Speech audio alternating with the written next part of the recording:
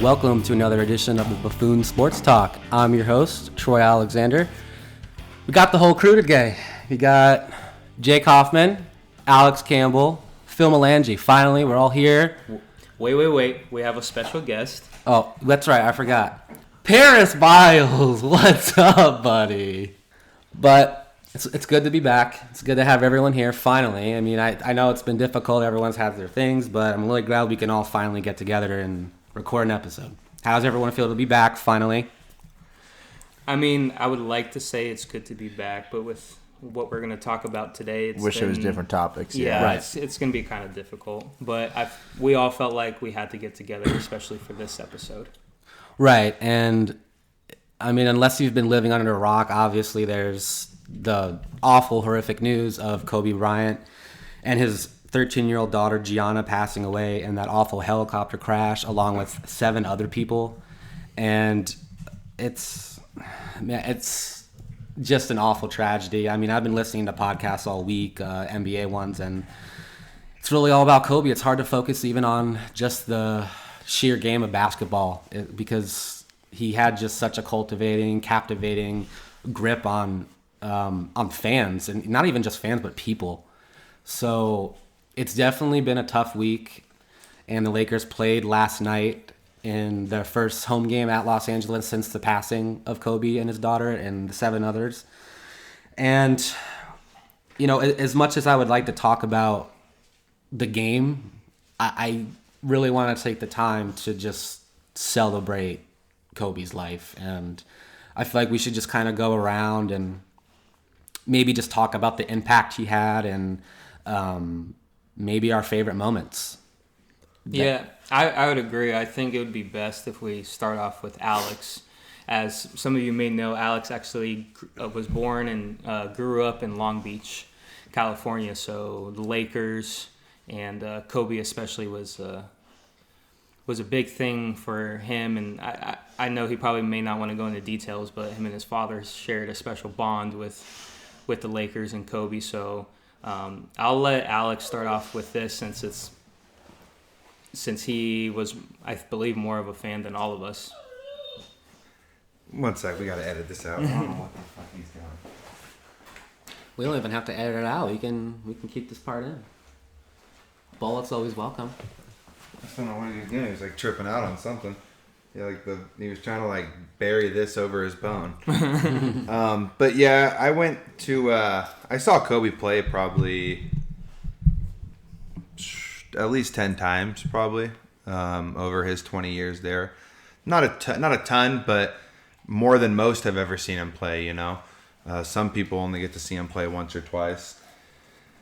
I was there when he scored 62 against the Mavs and outscored the whole Mavericks team after 3 quarters. We kind of watched the recap of it before the podcast, and it definitely brought up some memories. I've got a picture hanging up in my room with the ticket and everything like that. Definitely a good moment. When that guy was on, you couldn't stop him. His footwork, his skills, he was just so dynamic, and it's just so sad to see. I think I could get over it a lot easier if it was just Kobe, because you could look at his daughter playing basketball and kind of, you know, hope for her to kind of carry on that legacy. But the fact that Gigi was in the helicopter as well just kind of changes everything, in my opinion. Right. I 100% agree. Like, when I first saw the news, obviously I was like in shock, because we look at these people that play these professional sports and we look at them as like superheroes almost. And then to come to find out that someone actually died of something is like, wow, it's shocking. And being a first-time dad, like, really, I feel like that's why this hurts probably the most, is because, of course, you never want to see someone pass away in that horrific manner. But, like, right when I found out, I hugged my 10-month-year-old daughter, like, so fast, because you never know, like, when something horrific is going to happen. That's why you have to tell your friends and family every day how much you love them.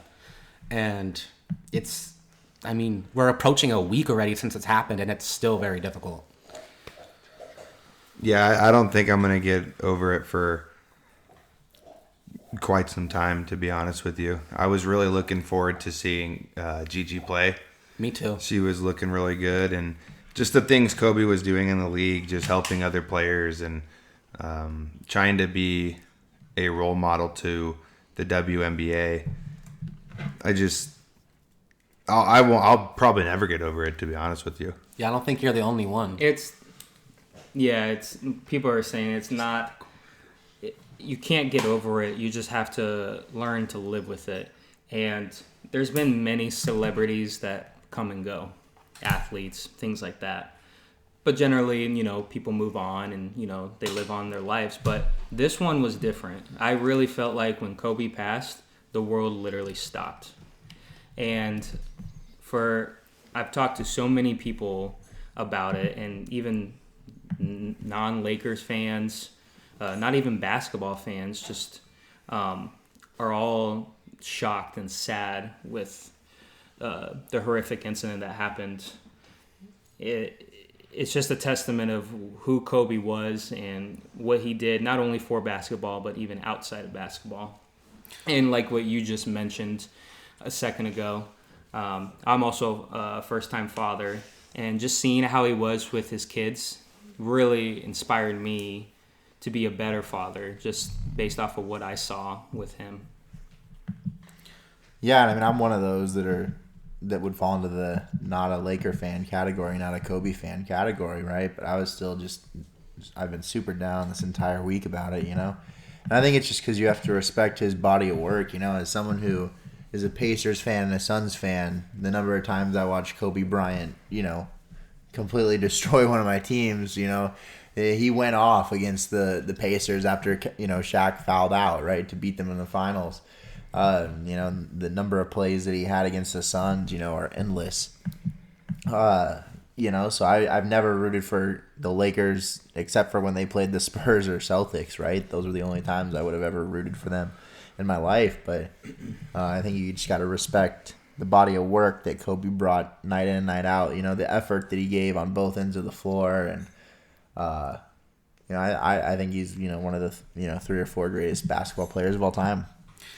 Yeah, and I fall in the same boat with you, Jake. I mean, how many times have all of us gotten into it over, Kobe or LeBron? Like, I've never been, you guys know this, I've never been the biggest Kobe Bryant basketball fan. I've never been a big Laker fan either. But I understand what Kobe did for basketball. And it's not even just the NBA what he did. It's basketball as a whole. He embraced the WNBA like no other player really has.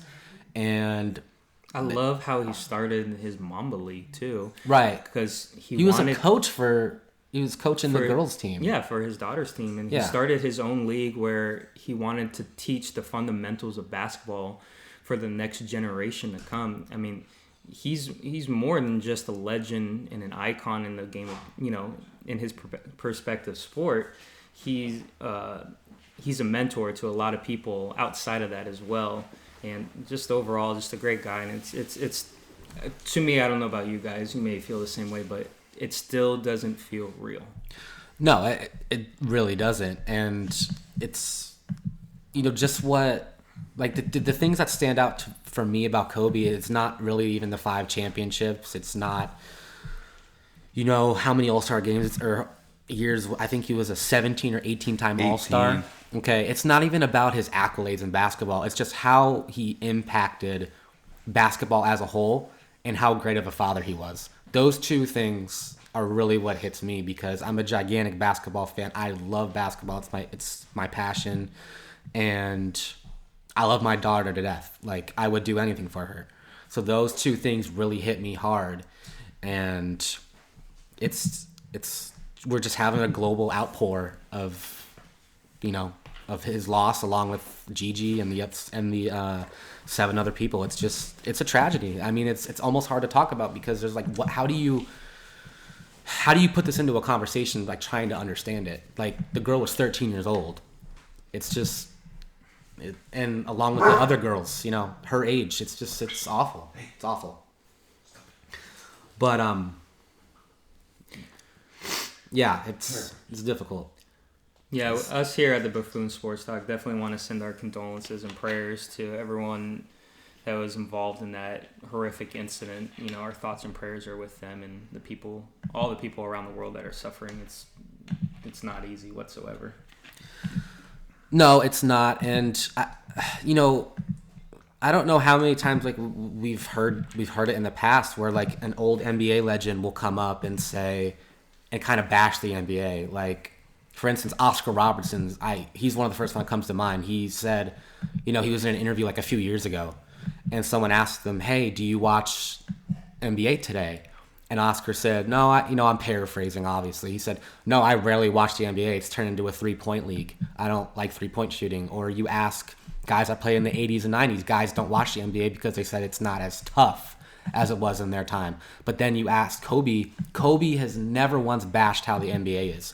He's always embraced the evolution of the NBA, how it's changed, because Kobe had that passion for basketball no matter what and no matter how the league has looked.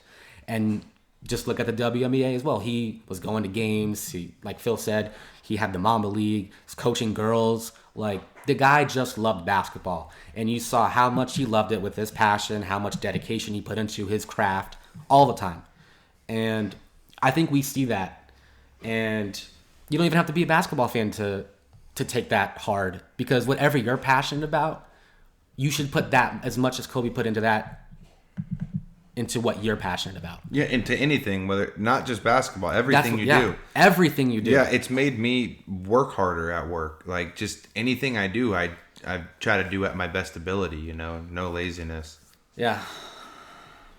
So the world's gonna miss him, that's for sure. 5-time NBA champion, did it with the same team over 20 years. I mean, 25% of the time he played, he won. That's pretty good statistics right there. There's so many moments. I mean, the guy played 20 years.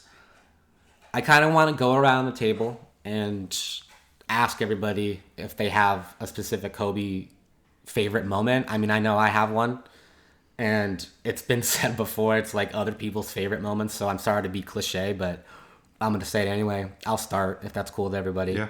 No, it's not cool. We'll do something about it. All right, my favorite moment of Kobe's. Okay. Well, I think the 2008 Olympics, and people that follow basketball closely probably know what I'm about to say, but it was the year the Lakers had just lost to the Celtics, and Team USA was playing Spain in the gold medal game.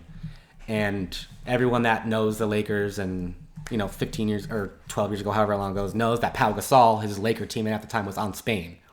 So they were playing against each other. And during the game, Kobe I believe he was guarded by Pau, or something happened with Pau where Kobe just knocked Pau on his ass. And you would think like, damn, Kobe did that to Pau, like his teammate. And Kobe just did it with no regret. Like, dude, I know we're teammates, but I'm trying to get this freaking gold medal. So sorry about that, but not sorry. That's his mentality. And I feel like at the time, True competitor. LeBron was on that team. Yeah. And along with Carmelo, all these prime guys, Chris Paul. And, I feel like LeBron was still at the time an all-around better player. But at the same time, they still all deferred to Kobe in the fourth quarter.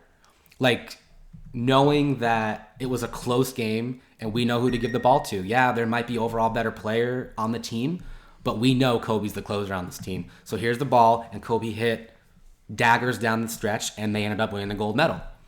And that whole year, Kobe hung the gold medal that he won in Pau Gasol's locker at Staples. And as motivation, I didn't even know about that. As motivation, like, look, get pissed. We beat you. This is your drive to win a championship. We just lost. We're going to win it this year. And guess what? They won 2 in a row. That is I swear, I learned more stories about him as the days go on. You learn more about him, and you just learn to love him even more. Yeah. So that was by far my favorite Kobe moment. There's obviously dozens more, but I love that one. Does anyone want to take the torch and go next? Yeah, I can go next. For me, and this can also be, I don't even know why you said cliche. I don't think any of us even knew about that story. Well, it's just because I've been listening to all these pods and like That was people a good have been one. like That's a good telling me one. like they've all been saying like they love this one. I don't think I can top that. For me, it's clearly his last game. Damn, Phil copied me. Well, you Now you gotta gotta get get a new one. That's what you get for interrupting me. Yeah, you should have gone first. Look at you now. It has to be his last game. I just remember I was sitting on my couch at my old house, and my wife's like, "I'm just gonna go upstairs," and it was really late at night, and I was like, "Oh, I'm not. I'm gonna stay up." Yeah, you can't miss that. I can't miss it. Just kind of a quick background. I loved Kobe growing up. He was one of my favorite players to watch. Me and my buddy, who's also named Phil, would go to the park all the time and mimic all of Kobe's shots. Miss a lot of them. Miss a lot of them because it's, well, you can sit there and do his, fadeaway shot, whatnot. And make it. But when you have someone who's actually guarding you, Yeah. it's a completely different story. But anyway, so childhood memory, like one of the players I watched growing up and one of the reasons why I fell in love with basketball. But I wasn't going to miss it. I was like, nope, go ahead, go to bed. And throughout the whole entire game, just watching him progress as the game got closer and how there was a substantial lead between Utah and the Lakers. I don't know what the difference was at that point, but you could slowly see it as the game progressed. It chip away, and then next thing you know, they're tied. And Kobe at that moment was just going off. He just wasn't missing. And the way how that game ended, the speech right after it, you couldn't ask for a better way to leave his, his career the way he left it. Mamba out. Right, and actually the funny part about that story is Kobe's last game was also on the night where the Warriors were able to break the 72-win season the Bulls had. So what happened was the Warriors were on ESPN because everyone wanted to see them break 72 wins. But Kobe's last game was on ESPN 2. You don't think that Kobe was pissed that his game was on ESPN 2? Probably. So he's like, okay, so this is my last game. I'm obviously going to score as many points as I can, but I'm on ESPN 2. I'm going out tonight. Yeah. I want to look that up later, but I guaranteed, as Kobe was going off that night, it probably hit Twitter. It was probably trending, and I guarantee the viewership just swapped over to ESPN2. Guarantee it. I don't know. I bet you there was a lot of people watching Kobe over that anyways, just because. I personally was. I didn't even. I actually watched Kobe's game over the Warriors because I just can't stand the Warriors. Well, you're not. Here's the thing. You can see the Warriors. I mean, I understand that's history as well, but You're about to see the Warriors play in the playoffs again, you're never going to see Kobe ever play again. Ever. Right. But yeah, that was a cool moment. He had 60 points on 50 attempts, I believe it was. Yeah, it was a lot of attempts, but. Yeah. But, I mean, you probably knew that was going to happen. Yeah, and he's a 38-year-old man. I mean. But what happened was, and this was my favorite part about it, because I'm not going to come up with a new favorite. And I'm not a Lakers fan. That's my favorite moment by far. But what I liked was that they were down. And he brought them back, and they won the game. Alex and I were watching the game together, and as a Peyton Manning fan, so Peyton Manning, Kobe Bryant, and Derek Jeter all made retirement videos for each other. They were all sponsored by Gatorade. They're all good buddies, right? But the fact that they won that last game, and he took over in the fourth quarter when they were down, and they came back and won. That's like you're never having another game. That to a player like him is the equivalent of a finals game. When you really think about it. And for him to have done what he did there, and to have won that game too, not just put up all the points, but to have brought the team back for the win, I think that's got to be the coolest thing. Oh my gosh, that just clicked to me. So you mentioned those three characters. You mentioned Peyton Manning, Kobe Bryant, and Derek Jeter. Kobe ended his career with this dropping 60 points and a comeback win. Peyton Manning ended his career with a Super Bowl win. Didn't Derek Jeter win with a walk-off? Yep, Yeah, walk-off single. Yeah. Isn't that crazy how all three of those ended their last career game? I'm curious to see how, how Wayne Gretzky ended his career. Maybe if he had, a last-second goal to win a game or something. That would be cool, too. Because we're just thinking of, these sports goats and... I don't know. It's interesting to think, but Wait, are you saying that Kobe Bryant is the GOAT? huh? Are you saying Kobe's the GOAT? Oh no, but I mean he's probably top 5, top 10. What? I don't know if he's top 5. Honestly, I mean, Oh, Kobe's top 5 for He's sure. top 5 for sure. sorry to go there, guys, but I don't know. I'd have to really. The lowest you could possibly ever rank Kobe is 5th.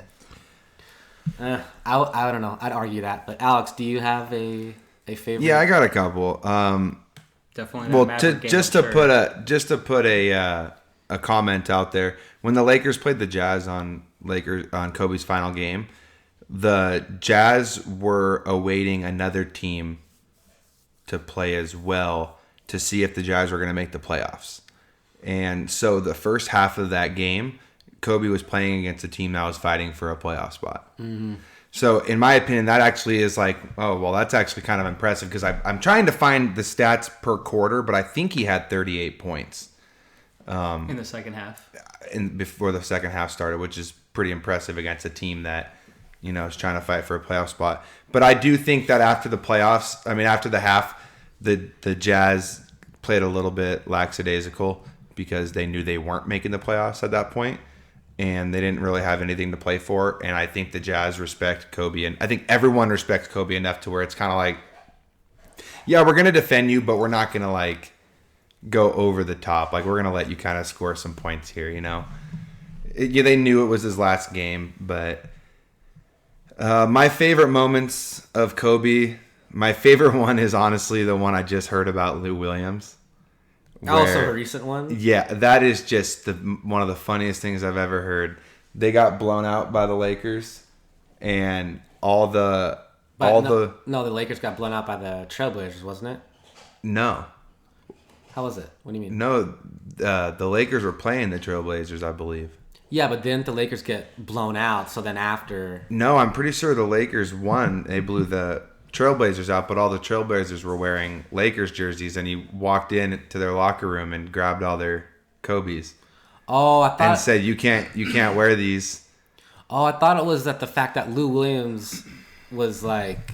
He was on the Lakers, and the Lakers got blown out, so Kobe went in. And maybe that's what it was, but it was hilarious regardless. Maybe that is what it was. His teammates were wearing Kobe's, and he's like, y'all can't play in these. Your guys are soft. These are my shoes. But I don't know. I don't know, because Lou Williams played in Philly for a long time. I think it's... Or not... Yeah, that's not... They're playing the 70... What did I say they were playing? Trailblazers. Trailblazers, right? Yeah, I don't think he ever played there, so I think you're right. But regardless, I think it's just hilarious. He comes in and snags all their shoes and says, you can't wear mine. You guys are too soft out there. Yeah. But my other moments are, I've got so many. The Mavericks one's my number one because, 62 points in 3 quarters is just an amazing feat by itself. But the memories of him throwing those lobs to Shaquille O'Neal, I know everyone knows what I'm talking about, the one. One-hander against... Yeah. Yeah. The shot against the Heat were over Dwayne Wade where he banked it. Yeah. And that's another one. Just all the moments of him winning championships, and the first thing he grabbed was his daughter. To me, that's like one of the best things. I think another one of the best moments that I've ever seen was there was 4 seconds left in the game, and then he had just made his last attempt, or his last free throw, I think, and he turned to Vanessa and his daughters, and they were clapping, and they've got like an iconic moment of him winking at her, basically saying like, I'm finally done, I can come home and actually spend time with you guys a lot more. And there was just a lot, man. I can remember all the shots that he made. I know it's not a Kobe moment, but I just remember, I'm pretty sure Kobe was inbound. I think he inbounded the ball, or they used him as a decoy, but I can't remember. But when Derek Fisher hit the shot with 0.4 seconds left, I just remember his reaction. Just so many things with Pau Gasol speaking another language out there. I could just go on and on about Kobe. He's a legend in the sport, a legend outside of the sport, and in my opinion, more impactful than Michael Jordan, to be honest with you, because I don't think you could have said that before he died, but once he died, you started seeing all these people screenshotting their direct messages, young people, Trae Young, Shaquille O'Neal's son, just a lot of these people coming out and saying like what Kobe had actually done for them. And you realize that the only thing you hear about Michael Jordan is, I looked up to him because he was such a good basketball player. They don't say, oh yeah, Michael offers to teach me in the gym. He offers to do this to me in the gym. He tells me, hey, I'll be there on Saturday. I'll meet you in the gym and train you how to do something. No, but that was Kobe. And that's why I think he did more. He was a true mentor for a lot of basketball players. He was, and he was going to continue doing it for a long time. Jason Tatum being one of them. Yep. Russell Westbrook being another. Chris Paul. I mean, there's just... But, I mean, he's also training, like, these guys that are, like, they are in the NBA, but they're not like stars, like Ben McLemore. Exactly. Like he was taking time out of his day. No, he'll train anybody. Yeah.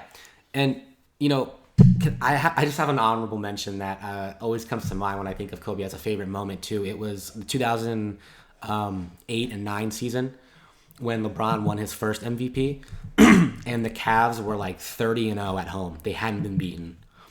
Lakers come into town, nationally televised game. And this is the year the Lakers did win it. And Kobe's got the flu, but he's playing, of course. And it's coming down to the stretch. And for me, this was like a love-hate moment because, of course, I wanted the Cavs to go undefeated at home, and I wanted the Cavs to be the best team. But unfortunately, it didn't happen. And Kobe comes into town. It's a close game down the stretch. Kobe hits a classic fadeaway over LeBron, like a raindrop, 2-point jump shot, and seals the game. Yeah. And that's the first loss for the Cavs all year. They eventually go 39-2 at home that year. They lost the last game of the year to the Magic because they rested LeBron that game. But just the fact that, you know, Kobe's got the flu, Cavs are undefeated at home, Cavs are looking like the favorite to win it, and Kobe comes into town and boom, ends that. So that's an honorable mention for me too. But one of my favorites, really quick. So Kobe was dealing with really bad back spasms, and I know which one you're talking about. And the whole league was blown up by Vince Carter at that time in Toronto, and I'm talking Kobe had really bad spasms. Well, he kept his doctors, trainers kept asking him how his back was, whatever, and he kept telling him it hurt. Well, when they went to Toronto to play him, they said, how's your back feeling today? He said, I have no back spasms today. I'm playing Vince Carter. Like that, like it was just like a mindset thing. Like, yeah, I still have them, but I don't have them because I'm not going to allow. His mindset was he wanted the fans to be able to see Kobe versus Vince Carter because he didn't believe in resting unless you were like dead.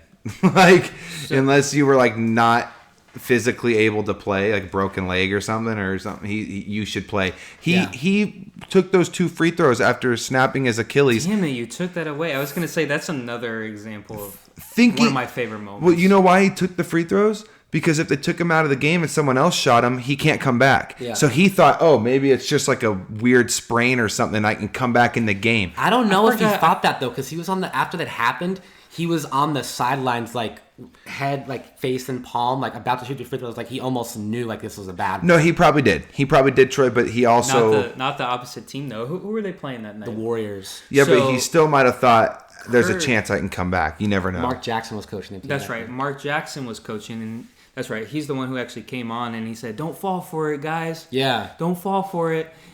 But no, really. Mark Jackson annoys me.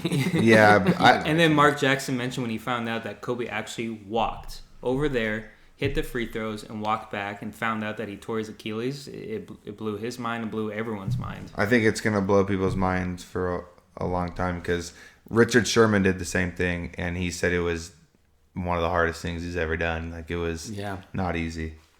I mean, there's you guys, there's all of these memories. There's him spraining that finger really bad in 2009 and then having to change his shooting finger. Yeah, that was and then insane. Winning the championship that year. And then in the finals that year, him coming across the lane at the free throw line like Courtney Lee as a rookie all over Kobe. Kobe jumping up in midair, changing directions of his shot, then banking it off the glass and hitting a 2. Just all of these classic moments that I'm going to miss that I remember. It's still sad, man, but And it sucks too because he came into the league, 18 years old, and back then coaches didn't believe that rookies even deserved any playing time. And the only reason Kobe even got put in the game is because I think it was Rick Fox got hurt, and there was no one else to play that position, so they played him there, and he started dropping 20 points a game, and the coach was like, well, we can't. So people even say that he lost his first 2 years of his career because just the way the NBA was set up. Like even a Zion Williamson, if he got drafted back then, he wouldn't have started. It's just the way they believed. yeah, what was it? Shaq said it. He was like that first year that Kobe got drafted. We were in the gym practicing shots, and Kobe was a 17, 18-year-old kid with all these veterans around him, like taking all the shots on offense. And then the veterans were like, all right, get this kid out of here, man. We can't deal with this kid. And then it was either Jerry West or one of Jerry West's executives that came down and told one of the players on Lakers, no, keep him in. This kid's going to be special, I promise you.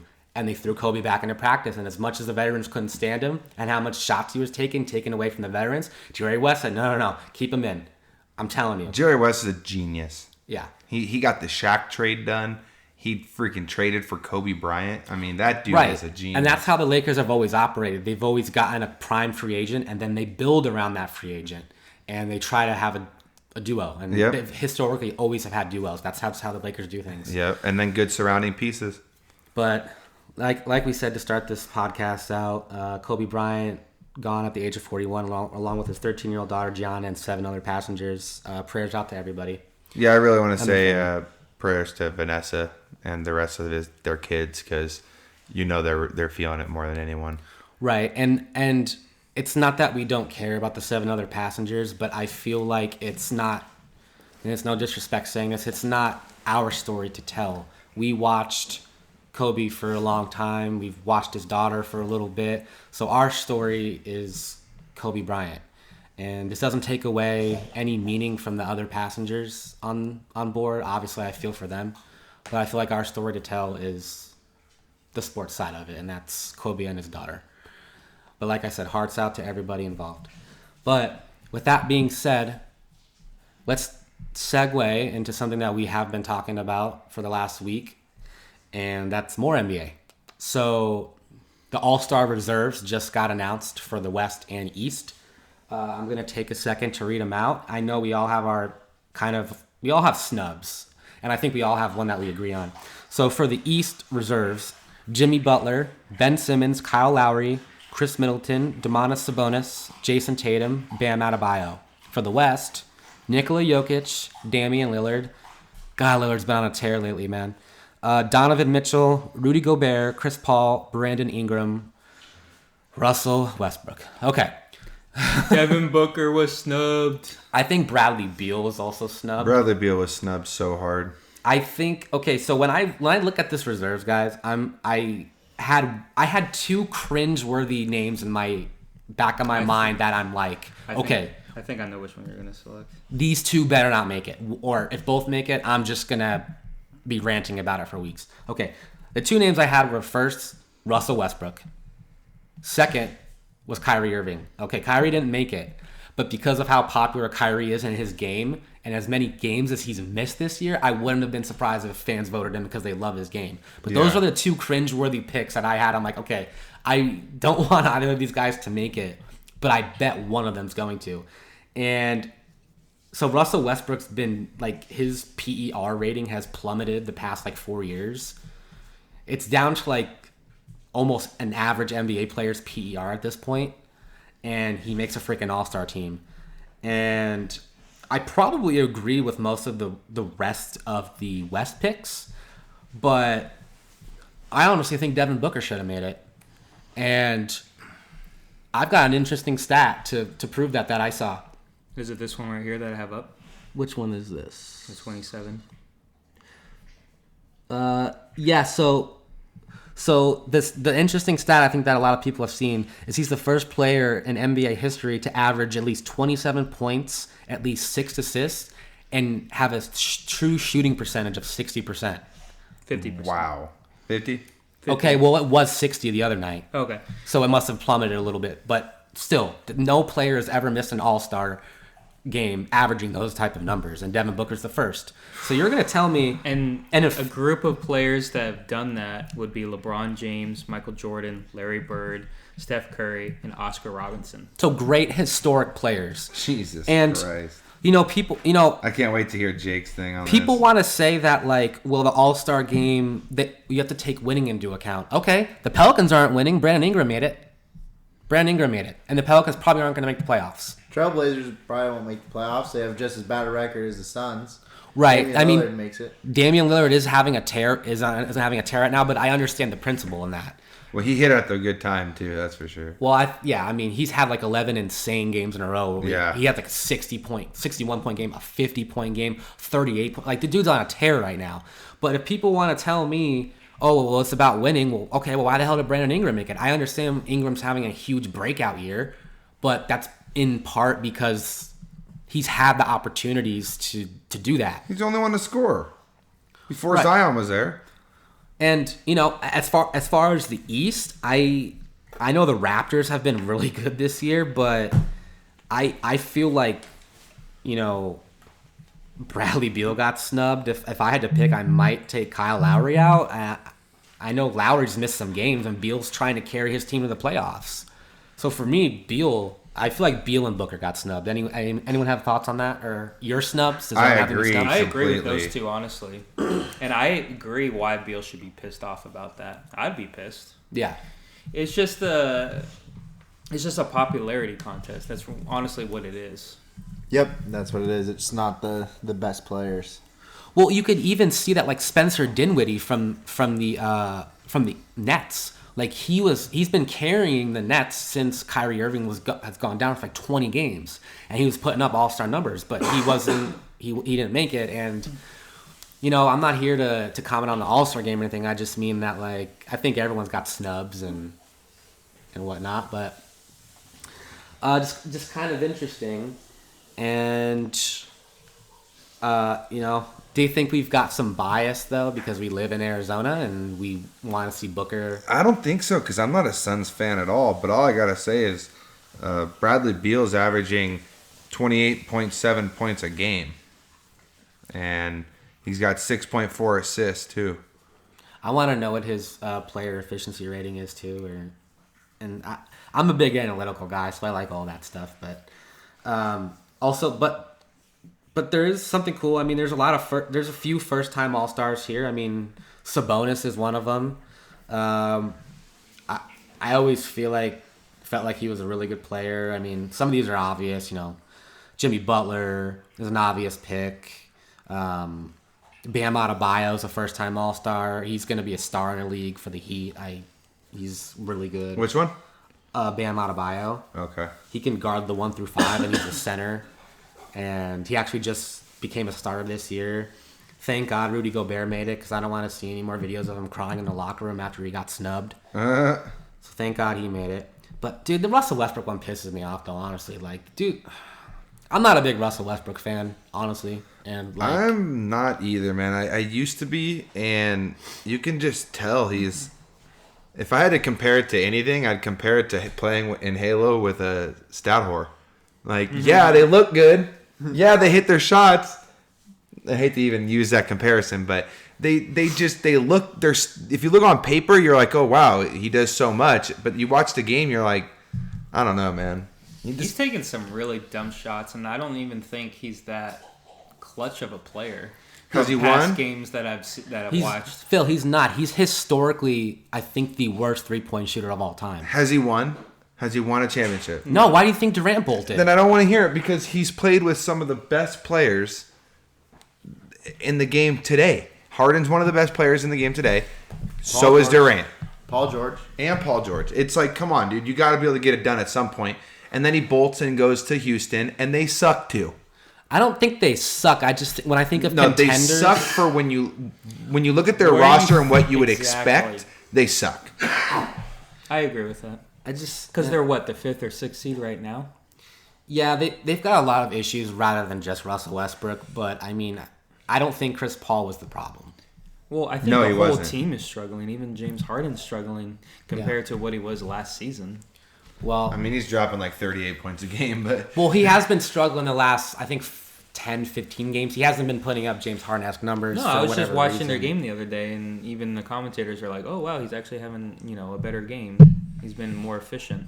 Because, like you just said, the last 10, 15 games he hasn't played well whatsoever. Yeah, and For I mean, what we're used to seeing.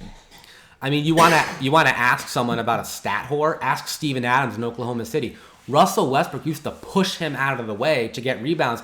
If there would be a rebound up in the air, Steven Adams would already not try to grab it. He would just head down the floor with a rebound in the air so Russell Westbrook could patent his stats. And not just that, Westbrook's PER rating has plummeted like 3-4 points like every season since his MVP season. I just want to throw a stat out for Russell Westbrook real quick. That first year he won MVP, he was the first player since Oscar Robertson to average a triple-double in the regular season, right?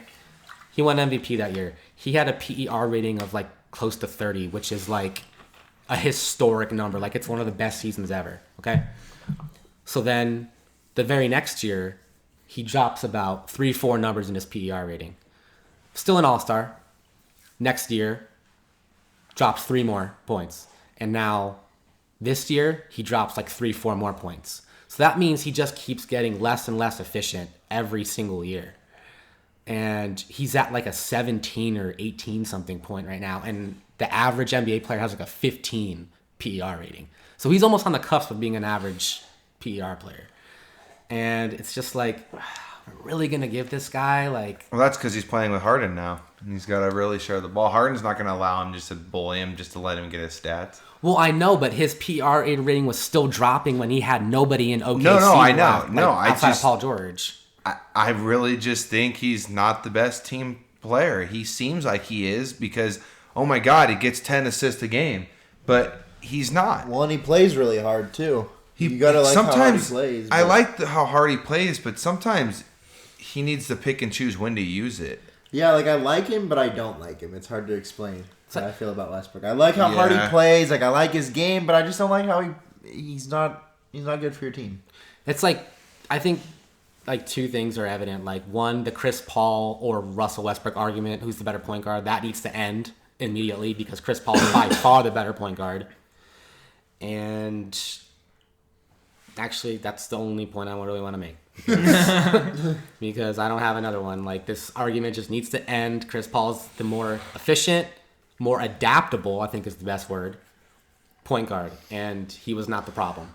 Would you say right now the Thunder is the most surprising team for you? Or at least one of them? No, honestly, they're probably the most surprising team. I mean, they're... What about the Mavs? Holding the fort? No. I mean... I'll be honest. I didn't expect the Mavs to be the 5th seed right now, or whatever seed But they you are. But I expected sure them- as hell didn't expect the Thunder to But be you in playoff expected them contention. to at least probably, I mean, there's still a half season left, but you still expect them to end the season being a top 8 team, obviously. Yeah, no, in the West. No, I had the Mavs in the playoffs. Yeah, but I look at the Thunder. Not only do they have really nice pieces, they have Shai Gilgeous-Alexander, who's been awesome this year. And how many picks do they have from these trades? Like, including pick swaps. Like, they have enough pieces to go out and get another star player if one becomes available. And who knows? Maybe the nucleus they have now is something to build around. And you add another superstar, you never know. You really never know. So they're a cool team to keep their eye on. But yeah, a few interesting snubs this year for the All-Star game. But with that being said, let's segue over to the big game tomorrow. That it's been hard to kind of think about because of the tragic news of Kobe Bryant, but we're going to anyway. Super Bowl, 49ers Chiefs. 49ers are Phil's team. Alex hates the Chiefs. They're in his division. I hate both of them. But you love me, so out of respect, you're going to love the 49ers tomorrow, and that's going to be your team you're going to predict. Yeah, but I love Jennifer too, and she's a Chiefs fan, and fuck both your teams. All right, but we're gonna go around the table, and you're gonna tell me who you think's gonna win. I'll tell you right now, it's the motherfucking Chiefs. Because the Chiefs just stopped Derrick Henry's run game, so I think they're gonna make Jimmy throw a little bit more than last game. That's for sure. It ain't gonna be no 8 passes and winning no Super Bowl. He's gonna have to throw the ball 20 times, and he's gonna throw a pick. And Patrick Mahomes is gonna be throwing TDs on that ass. Okay, so what are you predicting the score? Honestly, like 35-32 or something like. So Like you're a still high scoring predicting it game. close. Yeah, it'll still be decently close. I think Chiefs either by 3 or by 7. I'll go last, so whoever wants to go next. I think Phil just got a little sensitive on me right there. He Well, is not happy with me, I can tell. No. Well, what's cool is the 49ers had the top rushing offense in the league this year, and the Chiefs have the top passing offense in the league this year. So we have the two high octane offenses going against each other. But at the same time, the Chiefs didn't have to go. Excuse the dogs; they're getting hyped for Super Bowl II. The Chiefs didn't have to play a front seven like the 49ers, like they did against the Titans, right? I mean, this is going to be a little more pressure on Mahomes.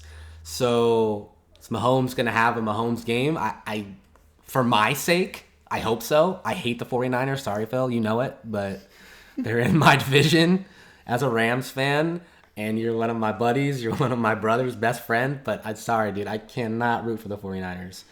That being said, I've got the 49ers winning the Super Bowl.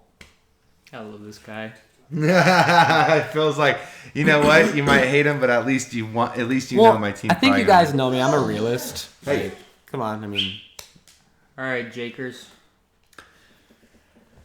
All right, so So, go ahead and explain your situation. I think this game is really interesting, and I think it's going to be very close. And I think there's a lot of interesting matchups to watch for. But I do think the Chiefs win because I don't... So here are the matchups that I think you got to just watch for here.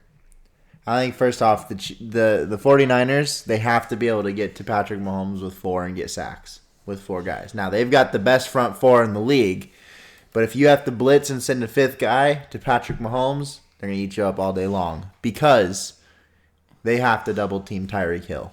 Well, so this year where they're ranked on blitz, they were for how many times they blitzed, they're ranked the 25th team. Right. So, or they're 25th team for the amount of times they blitzed the quarterback. So, It's because they haven't needed to. exactly. So, I'm personally confident that they'll get the job done because OKC has a great offensive line, and I get that, but I think Nick Bosa and how versatile he is, I think he'll make his way to Patrick Mahomes. So, I mean, that's, first off, just one matchup. And here's the thing. You got to get to him, and you got to get to him quick. I'm not concerned for anyone else on that line either. And you I can't think- let Patrick Mahomes roll out of the pocket. See, here's the thing. That's the other piece. Now, on top of that, not only is that the number one matchup to watch, is the other one is going to be, do they double team Tyreek Hill? Because if you double team Tyreek Hill, he's going to have a field day with you in the run, with Kelsey and with Sammy Watkins, because those are 2 other number 1 wide receivers, in my opinion. Even though Kelsey's a tight end, he's a wide receiver. He's just as good as a wide receiver. And if they have to, and I don't think Sherman can play man-to-man, or even just play on, not just man-to-man, even if it's zone defense. I don't think you can put just Sherman on Tyreek Hill. Sherman's a little too old. Matchup doesn't work. And Tyreek will blow right by him. The other matchup is Tyrann Mathieu. The Honey Badger gives quarterbacks fits, and if they have to throw the football, if Jimmy G has to throw the football, the disguises that Tyrann Mathieu can give you are really, really good. I don't think the 49ers, I mean, even though they got Terrell Suggs, they got a little bit better pass rush. I don't think their pass rush, I mean, the 49ers have got a good O-line, in my opinion. I think the 49ers are going to be able to run the ball on the Chiefs pretty well, to be honest. But I just don't think they're going to be able to commit to the run game the whole game, because if they go down by more than 14 points or more than 10 points, hard to stick with just the run game, you know? So that being said, do you think this is the game where we really find out how good Garoppolo is? Like, because how many attempts did he have last game? I think he had 6 attempts last game, right? No, I still don't know if this is the game that we 8. find out. Okay, I'm sorry. I believe. I think he was 6 for 8. 7 or 8 or something, yeah. Okay. I still don't think this is the game where we find out necessarily how good he is, because the game plan should be to run the football. It shouldn't be to have him throw 30 times, 40 times. But that's what I mean. I mean, do you think the Chiefs stop the run to make Garoppolo decide the game, is what I'm trying to say. I personally don't think so. I don't think they stop the run. In my opinion, because Derrick Henry, he doesn't do outside runs very often. He does the same type of run every single time, and they eventually caught on to that. And I think they prepared for that. I think that 49ers running backs are just a lot faster, and I think that's going to be their advantage against them. Yeah, I think so. They are better at running outside on the edges for sure, way better. But I don't think the Chiefs are going to stop the run necessarily. I just think that they're going to at some point have to forfeit the run because they don't put up enough points. You know, they're going to be held to a couple field goals or something. But the thing to think about here is when the Chiefs put up all those points, that comeback win, when they put up 51 points, not a single drive lasted more than 4 minutes. They put up points like it's nothing. Like, no time at all. Make it look easy. And if they do that a couple times in a quarter, you got to abandon the run game a little bit. You got to be able to throw the ball. Personally, I'm not too concerned on that aspect as long as George Kittle's out there. I feel like he's very hard to guard, and I feel like he's going to be the X factor on that offense. The only thing to consider, though, if there's any defense that has the opportunity to be able to plan for George Kittle week in and week out, it's the Chiefs, because they have to line up every single week in practice against Travis Kelce. And then I feel very confident with their rookie Deebo Samuel, who is also very versatile, where they do a lot of sweeps. They do crazy things with him. I bet you Tyrann Mathieu plays on George Kittle a lot of the game. And I'm okay with that. I'm okay with that. And it gives an opportunity for Deebo. It gives an opportunity for Emmanuel Sanders and, their running backs. They all can go out for, the pass. And their fullback, too. I don't know if you guys seen, but they utilize their fullback in the pass. What's his name? Juice? Kyle Juszczyk. Yeah. Juszczyk. So they utilize him a lot, too. They have options. And I think it's going to be a tough game. It's going to be a stressful game. My emotions are going to be up. They're going to be down. I'm going to be happy. I'm going to be sad. I think the 49ers somehow figure it out, just like how they did with the Saints, and I feel like they're going to win this game. Well, they didn't have to play the Saints, so they got the pretty... 49ers? Yeah. No, they're in the regular season. It was a really good game. No, it was, season. But I wish we would have seen a Saints 49ers game. And that game is another situation where they relied on Jimmy G at the end. I think that was the main game. Drew Brees isn't mobile. I think that was Jimmy G's best throwing game of his career. Wait, are you saying Drew Brees is overrated, Jake? No, I said he's not mobile. Oh, I thought you were about to say that he was, because I would have loved to start getting on No, he's not mobile. Oh, he is overrated. Okay, so let's talk about that. So, hold on. So, I know your concern is quarterbacks that can run, and the 49ers did lose to the Ravens during the regular season. But it was still a really close game, and I felt like out of all the other teams before they played the Titans in the playoffs, the 49ers did the best against him before the playoffs. Yeah, but Patrick Mahomes doesn't even run like Lamar. No, Lamar is a different. Lamar's running the ball. When it comes to that, yeah. Patrick Mahomes is running. He'll run the ball when it's open, but for the most part, he's more of a scrambler. The difference is just like Aaron Rodgers. Yeah, the difference is very well. More of a scrambler. Difference is that, as a scrambler though, The difference is Lamar doesn't have... Tell us, Jake. If Lamar could throw like Patrick Mahomes and he had those types of wide receivers, it'd be game over. That'd be the most explosive offense What I'm ever. saying is that they did well against Lamar compared to the other teams that played the Ravens. But it's a totally different pass. formation because you've got to... I mean, the Ravens play 3 tight end sets. This is going to be like a 4 wide receiver look that you're playing against most of the game.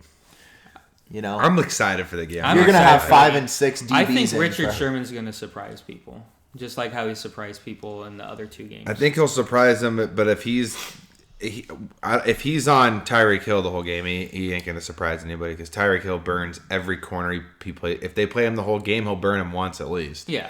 Here's the thing. Now, if you only let him burn you once, I think you win as a quarterback. He got burnt once against Devontae Adams. Yeah. Well, it never happened again. Here's the other piece of this, though, that no one's taking into consideration is that there are certain game plans, but like Richard Sherman plays zone. He plays the same position every single play, which means if you want Tyreek Hill on Richard Sherman every time, you put him there. You can put him there and put him on him every time. And now it dictates the defensive game plan because Richard Sherman can't play man. And that's why, in my opinion, he's not up there with like the Darrelle Revises and the Deion Sanders and the Charles Woodsons, Champ Baileys. No, he's up there for sure. Yeah, if but you're he's looking not if you're looking at like efficiency stats, like those type of stats, oh no, he's up there. Sure, but he's not the same corner because he's not a man-to-man corner. You know what I mean? He's not historically. He disguises the man. He says he is, but he disguises it. No, he even knows he's However, he's definitely in certain plays and certain types of games. I've watched almost every single 49ers game. Yeah. I've seen him change up his game where he's not just sitting in his little area. And wherever the best wide receiver on the team lines up, he'll go and line up against them. He's really taken initiative to show also the young guys on the team what to do. But if that wide receiver, my point is, if that wide receiver cuts in, does he follow that wide receiver? No, he doesn't.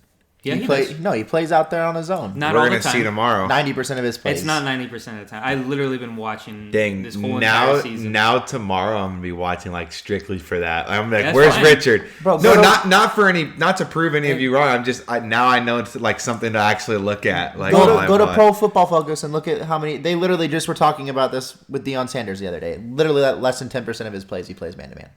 It's on Pro Football Focus. I don't Pro Football Focus. Go look it up. How they classify, I don't know, but I've watched a lot of 49ers games, and I've watched them run with the receiver. I mean, there's certain things about the NFL that we all want to change, but one that I would love to see a change happening is more camera shots on the actual defense in the background going on. Because we only see the plays happening at the line of scrimmage. I would love a camera to see like a corner, how he guards a wide receiver one-on-one, or a safety or line, whatever the case may be. I would love more camera angles in the secondary to see that action. That would be like one of my changes for the NFL. There needs to be GoPros on every helmet. That'd be cool. Like built into the helmet. That would be cool. Because I know the 49ers played against the Chiefs, so that was the game where Jimmy G tore his ACL.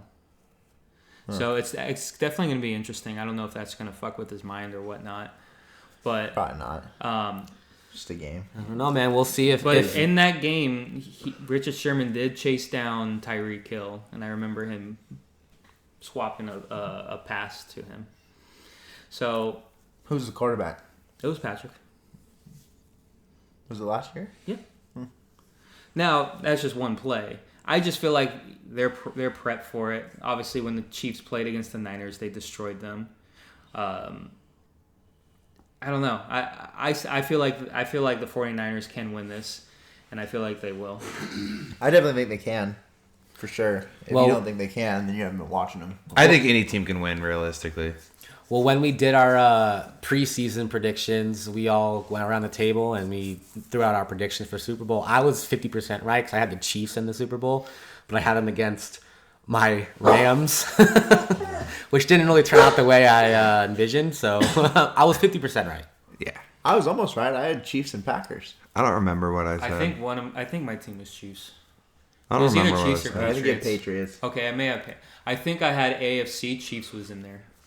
Well, actually, my pre was Colts, but then once Andrew Luck decided to, dick us over, I went with the Chiefs.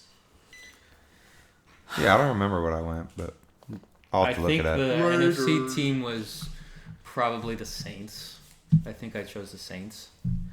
Just because they lost back-to-back playoff games, and I was thinking, okay, this is the season for it. One thing And for then sure. they lost in the wild card game. One thing's for sure. I don't think any of us have the 49ers. So No. they're definitely a surprise. And Vegas odds had them at like a 1% chance. But of when going you to look the back Super on Bowl. it, it's not that I hard to wish I'd- see. Like they weren't really that bad of a team last year. They just lost their quarterback, and they get the second overall pick and get one of the most effective pass rushers in the game. It's Those are definitely two been- huge pieces. Those then are you the two. add Emmanuel Sanders. Those are the two Yeah. most important Kittle. pieces. Yeah, like the two most important pieces on a team are your quarterback and your pass rusher. Just thinking about because I have to give the credit to Kyle Shanahan Yeah, I was just gonna say and that. John Lynch. So when he first came on board, I was really excited about it because what he was able to do with the Falcons as their offensive coordinator. He comes along and then he starts getting rid of players. Some of even of our best players that we had on the team. So you're looking at they released Navarro Bowman. Okay. They release Eli Harold. Oh, shit. They trade Ahmad Brooks. They trade Vance McDonald. And I'm thinking to myself, what are you doing? Like, these are actually, like, the best players we have on the team. Like, why are you getting rid of them? But he had a vision. He felt like this team could be even better and managed his way to assemble a hell of a team. Well, what he's done is the opposite of Andy Reid, which is what's so cool. It's like the two complete they've both gotten rid of the idea of like a power football game, and they've turned it into a speed football game. One utilizes more of a passing game, one utilizes more of a run game, and that's why it's cool. They're the opposite. Same concept. They're not power football. They're both speed football, but one is through the run game. And I'll tell you, if Shanahan wins and beats Andy Reid, bless you, who most considered to be one of like the biggest offenses, one of the most like offensive geniuses in the history of like the sport, it's gonna change the way that teams build rosters to win. A lot of teams this year could run the ball, and if this ends up winning, boy, it's gonna change the way a lot of people look at things. You look at the Patrick Mahomes and the Aaron Rodgers and the Drew Brees is losing. I just want to say, if Andy Reid loses, can he go out and fight some cameramen? Yep. Can we see that happen? Yep. Okay, because I really want to. Ever since that stare down to that first cameraman, I have been waiting for an Andy Reid fight. I just want to see the guy beat someone up. Yeah, I know. Take some of his barbecue ribs right after the game ends and they lose. Like they're like, well, here's at least some ribs for you, Andy. Cameraman steals them. You'll see Andy run I like you've want to never see seen the him Andy before. death stare. That cracked me up, man. Chase him down like Tyreek Hill. But it's also that other flip side of the coin where if he does win, I can't be too mad because I really like Andy Reid and he deserves a Super Bowl win. Yeah. So does Patrick. And Pat, yeah. But No, he but doesn't, but not you know, yet. Hold up. but you know he has a long career. All right. That's why I feel like the 49ers with them in the Super Bowl right now. it's I got like one once- last. Okay, go ahead. Sorry, go ahead. No, keep finishing because my last thing is a different topic. But I got one last bone to pick before we shut the thing down. Okay. 49ers making the Super Bowl is insane because no one predicted it. Them going back to the Super Bowl the following season is going to be even harder. I feel like the Chiefs have a better chance of going back to the Super Bowl than the 49ers. So if the 49ers do win, like I won't be too upset because Andy Reid will have plenty of chances. Fair. I don't know if he'll have plenty, but Plenty, yeah. but But he yeah. has an opportunity because he has one of the best quarterbacks. I think Patrick Mahomes is already one of the 20 greatest quarterbacks we've ever seen play the game. Ooh. And I think he deserves the Super Bowl. Not this one. Yeah, this one. No, not this one. And No. he's already had a 50 touchdown season. He's had an MVP, season. Went to the AFC Championship last game. They would have been there if D4 didn't jump off sides against Tom Brady on that interception in the championship game. Like I think that Patrick Mahomes is one of the greatest talents we've ever seen. I think he finishes top 10 all time personally. But my last bone to pick is Pick your bone. I'm going to pick it. I'm picking it right now. Jesus, take 10 years. 2 fingers. Eli Manning in the Hall of Fame. Yes. Absolutely. Yes. Yes. And people are I hear these complete idiots on TV. Eli Manning is another, and I think Russell Wilson is too. or at least top 25 quarterbacks of all time. If you're a top 30 or 32 quarterback of all time, considering there's at least 32 at all times starting, you deserve to be in the Hall of Fame. I mean, I think Russell Wilson and Eli Manning should be in the Hall of Fame when it's all said and done. Yeah. But I think they're both top 20 quarterbacks of all time. I agree with you. Or at least 25. I think Eli's right. For me, Eli's top 20. Russell Wilson's top 25 right now. Yeah. So I always throw out, okay, when Ben Roethlisberger hangs it up. Oh, he's better than Eli. Yeah, No. Yeah. Real quick, though. For statistic purposes, I always ask, okay, does Ben Roethlisberger deserve to be in the Hall of Fame? Yes. Yes. Okay, if you look at Eli compared to Ben, they're very similar in statistics. Like, very, very similar.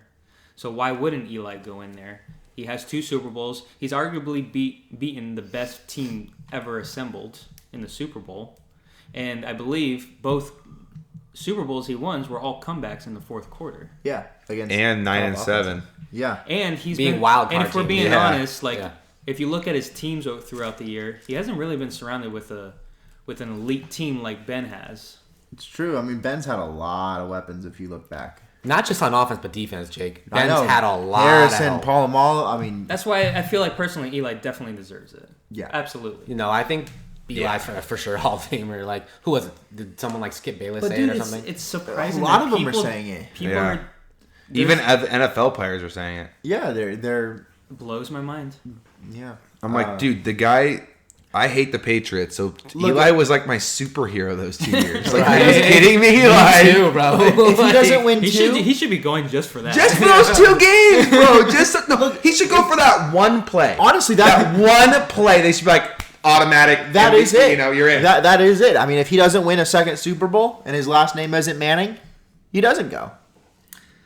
He doesn't go. It's insane, man. He But- was just. You know, he's 10th all time in both, top 10 all time for both passing yards and touchdowns, 2 Super Bowl rings. Like, come on. I was saying this to Jake. I think that there's some people. We'll end it after this, I think, but Yeah.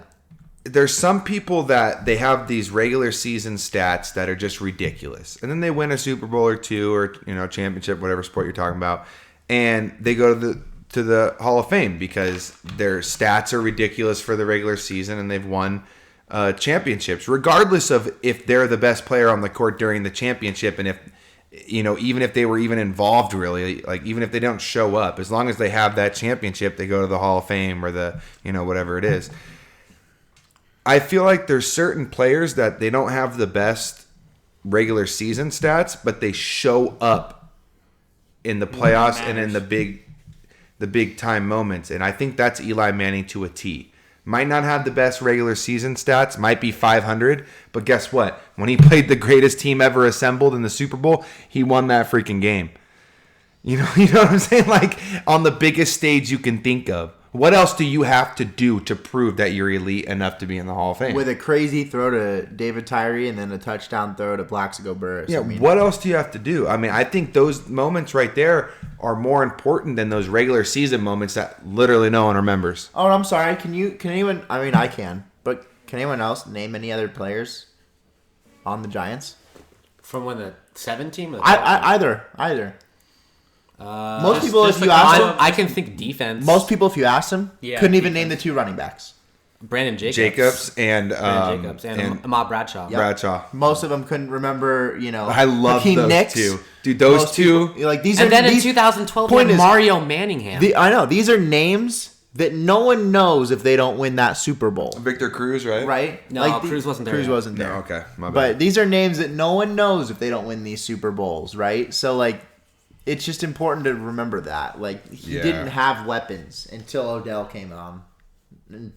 Dude, no one thought they had a chance, man, against those Patriot teams. That's true. Well, And they just did what they did. So, any last thoughts you want to hit on before we end this pod? R.I.P. Mamba. True. Yeah. Yep. R.I.P. That's kind of what I take. I mean, I'm happy for this game tomorrow. I'm excited to see it, but there is still going to be a weird little hole. As a 49ers fan, honestly, I haven't really thought about the Super Bowl. It's kind of weird. I just haven't, and it's unfortunate. But I mean, that's how much of an impact he left on all of us. I hear you, Phil. Well, that's going to do it for this edition of the Buffoon Sports Talk. Follow us on Twitter, Instagram, Facebook, all social media outlets. Earthing. We're on YouTube. We're on anywhere you get your podcasts. Follow us, give us a like, give us a listen. That'll support us. Bullet, take it away.